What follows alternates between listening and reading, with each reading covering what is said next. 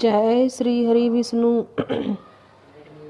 आज हम आपको सुनाएंगे माघ मास महात्म्य है 19वां अध्याय चैप्टर 19। वह पांचों कन्याएं इस प्रकार विलाप करती हुई बहुत देर तक प्रतीक्षा करके अपने घर लौटी। जब घर में आई तो माताओं ने कहा कि इतना विलंब तुमने क्यों कर दिया। तब कन्याओं ने कहा कि हम किन्नरियों के साथ क्रीड़ा करते हुए सरोवर पर थीं और कहने लगी कि आज हम थक गई हैं और जाकर लेट गई। वशिष्ठ जी कहते हैं कि इस प्रकार आशय को छुपाकर वह विरह की मारी पड़ गई। उन्होंने घर में आकर किसी प्रकार की क्रीड़ा नहीं की। वह रात्रि को उनके एक युग के समान बीती। सूर्य नारायण के उदय होते ही वह अपने आप को जीवित मानती हुई माताओं की आज्ञाओं को लेकर गौरी पूजन करने वह कन्या वहां पर जाने लगी।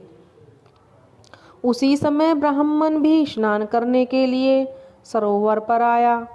उसके आने पर कन्याओं ने वहां किया जैसे कमलिनी प्रातःकाल सूर्य उदय को देखकर कहती है। उसको देखकर उनके नेत्र खुल गए और उस ब्रह्मचारी के पास चली गई। आपस में एक दिन एक दूसरे का हाथ पकड़कर चारों तरफ से उसको घेर लिया और चारों तरफ से उसको घेर लिया और कहने लगी कि हे मूर्ख, उस दिन तू भाग गया था लेकिन आज नहीं भाग सकता। हम लोगों ने तुमको घेर लिया है। ऐसे वचन सुनकर बाहुपास में बंधे हुए ब्राह्मण ने मुस्कुराकर कहा, तुमने जो कुछ कहा सो ठीक ही है, परंतु मैं तो अभी विद्याभ्यास और ब्रह्मचारी हूँ। गुरुकुल में मेरा विद्याभ्यास पूरा नहीं हुआ है। पंडित को चाहिए कि जिस आश्रम में रहकर उसके धर्म का पालन करे, इस आश्रम में विवाह करना धर्म नहीं समझा जाता।